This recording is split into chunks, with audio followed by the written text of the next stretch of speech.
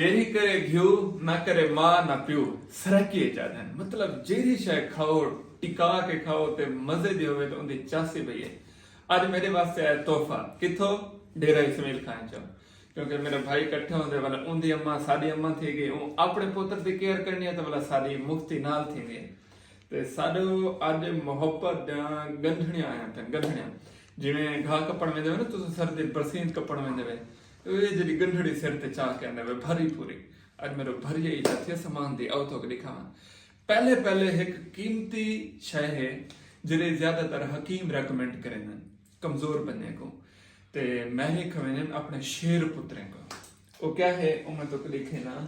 वो है ए बिस्मिल्लाह हुणे तो सा देखो तो को अंदाजा थी वैसी ए क्या है एक इंदे विच तिल केरे तिल ए हन ओबे मोती वाले तिल एक होंदे काले तिल बे होंदे मोती वाले तिल मतलब महंगे तिल ए एक तिल ने वाला विच गुड़ गुड़ सटाया गुड़े च वाला सटी हुई है मिठास मोहब्बत दी ताकि काला न थी वे चिट्टा रहे हमने मिठा होवे वाला तिल नाल जो खाओ सर्दी लह वने क्योंकि डड्डे कड़वे एक जर्सी पाती खणा वालो तो बई मोटी गिड्डी पाती खणा इंदे खावण दे बाद कल मैं बुनैन ज वीडियो पढ़े सा क्योंकि सर्दी खाने लग सी ए ऐसा खासों तिल ते गुड़ ए काए पहला नायाब तोहफा सर्दियों का एक थी गया दूजा थी गया सही माशाअल्लाह बिस्मिल्लाह ये देखना ए गुड़ इवें है जिवें कच्चा सोना नहीं होंदा कना गारे च सोना कढो ते सोना कान चो जिथों निकलदा होते कच्चा सोना जिवें होंदा इवें इंदा कलर है सोना सोना मतलब को खावे घट ते बंदा देखे ढेर वाला इंदे सट्टियो हैं बिदाम गरी सौंफ लाचा पता नहीं क्या क्या मतलब स्पेशल तैयार किया गया वाला भेजा गया ते बई एक बई नायाब शय है ये मेरे ख्याल काफी हैं बिया खावण देन और खाना है ओ नहीं में दिखेना और मैं कहीं रोके भी खावण पीवण दी चीजें ना दिखाया करो ढेर ढेर दर्द पौंदे लेकिन देते तो ज्यादातर मेरे सजन हैं मैं तो कि बिया देखे तो खाने दिन में दिखेंदा रोटी दा टाइम ही हो साहब का सा बई एक नायाब शय दिखे ना और इंतहाई नायाब तुसा गुलेस हो वदे तो लफ्सी कहना ए ये दरिया है जो केरे दरिया है जो दरिया सिंध जो कश्ती गोली गए बेड़ी जो सरे ने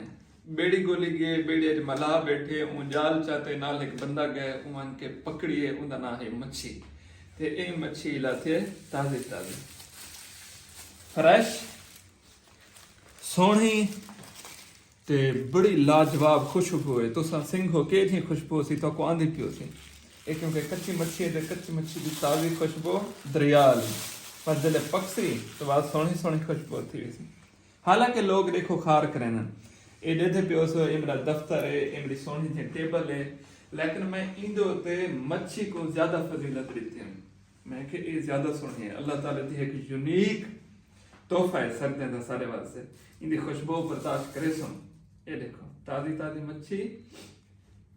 ऐसे ही केरी थी सकती मैं तो पता नहीं लगता बहरहाल जागदी पई है अखी खोली पई है आखिरी खाओ यार मैं आखे जी में काले शेर दी अख होंदी है क्या बात है अख चक्कर है अख अख पता लगदा है हाँ बिस्मिल्लाह ये देखो से ये मच्छी चंगी वजन वाली है कितने किलो दी वैसे ये 3 किलो वाली 3 किलो मैं तो ये लगता है जो 5 किलो थी या सर्दी के ज्यादा मोटी खाई थी ते ये मच्छी दी दरियाली मच्छी दी आखिर खास गाल होंदी है थोड़ी मैली होंदी है क्योंकि दरिया भजदी धुकती है फार्म वाली चिट्टी होंदी है ते अंदरों यो चिट्टी होंदी है ये लाल है चस आ गया ये ही से सारा अज दा डेरा इस्माइल खान का तोहफा डेरा इस्माइल ने सारे को मोहब्बतें दा ढेर बड़ा सारा गुलदस्ता मैं पेश करना ते खास कर अपने भाई दा ते अपनी अम्मा दा शुक्रिया अदा करना अल्लाह पाक तेरी उम्र दराज करे और अल्लाह पाक तो को उम्र ते भेजे में अख जो नुटो अगो काबा होवे मैं वो मंजर देखे मैं हर कहीं वास्ते दुआ करना उफ होवे थैंक यू सो मच तुहा को कशा जरूरत होवे हुक्म करो मेरे कने तेली लाथे खास कर जरे मेरे बुजुर्ग हैं उन्हें जरूरत हो सी तेल ते गोड़ी मेरे कने लाथे स्पेशल गोड़ी लाथे मच्छी भी हाजिर है जरा पहुंच सकते इस्लामाबाद पहुंचो पैरी आ जाओ मेरे दफ्तर आओ इतरियां शही मैं बड़वेंदा पकवेंदा मतलब तोरे इकट्ठे बैठ के खा सो बस तेरा